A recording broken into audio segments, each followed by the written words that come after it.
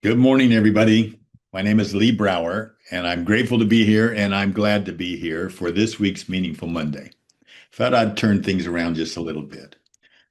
Let's go big. Begin in gratitude. Today, I'm grateful for the hard things, the moments that stretch me, the times that hurt, but somehow helped me grow. There's something deeply counterintuitive I want to explore with you today. Something that might change how you see the week ahead and maybe your entire life. What if the more we chase happiness, the faster it runs away? What if the secret to happiness isn't found in eliminating unhappiness, but embracing it?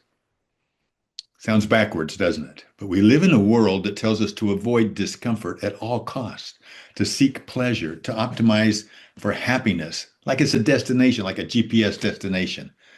But here's the truth. Research shows that the more we focus on trying to be happy, the less happy we become. There's a name for it. It's called the happiness trap. When we treat unhappiness as evidence that something is broken, we start chasing the wrong thing. We start running from discomfort instead of running toward meaning. And meaning, that's where the real enduring joy occurs. In the river, the Thriver, our group, we often do an exercise that we call the horizon time map. Here's how it works. And all of you can do this. Any one of you can do that. I encourage you to do this. This is a gift right now. Take a piece of paper, draw a horizontal line across the blank page. On the left, that's age 0. On the right, that's today. So you got half the page above, half the page below. On above the page, start writing down all of the positive experiences that you can remember in your lifetime from 0 to now. Below the page, write all of the negative experiences you can remember from 0 to now. Now, you don't have to rate them. I want you to rate them, but not on how happy they made you. Rate them on a scale of 1 to 10. Look at each experience on what you learned from them. And you know what always happens? People realize that many of their lowest moments, the ones they never want to relive, score a 9 or a 10.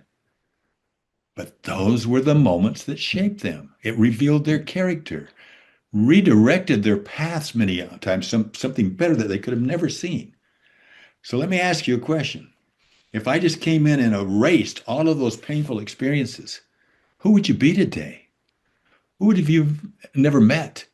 What strengths would you have never discovered? You see, it becomes undeniable. The things we value most often wouldn't exist without the hard things that preceded them. If you eliminated every source of suffering, you'd also eliminate the source of meaning. Think about it. Success requires failure. Mastery demands struggle.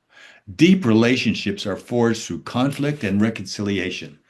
Real joy is born through the discomfort of doing hard things. When you choose meaning, when you accept the responsibility and even the pain that comes with growth, you gain something much deeper, enduring joy. And that's the kind that doesn't evaporate when circumstances change. It's the kind that anchors you when life gets hard. It's the kind that when you look back years from now, you'll rate as a 10 on your horizon time map. So here's the paradox. Happiness isn't the goal, it's the byproduct. When you stop chasing happiness and start pursuing meaning, when you lean into the hard conversations, the challenging projects, the growth that scares you, something remarkable happens. Your past is your greatest teacher. Your past is your greatest teacher. Capture it, learn from it. You don't run from the struggle. You become grateful in it. Not grateful for the pain itself, but grateful for what is making possible, for who it's helping you become. So, my challenge this week for us is to find one event from your past that you considered a negative experience. Perhaps something you haven't thought of for a while, or maybe it's something that nags you all the time that you wish would have never happened. Don't run from it. Now ask yourself, how can I be grateful in this? What can I learn through this? Because that's where meaning lives. That's where meaning lives. And meaning, that's where real happiness has been waiting all along. Let's make this a meaningful week. not by chasing what feels good, but by embracing what matters. You've got this. Have a meaningful week. I look forward to talking to you next week. Bye bye.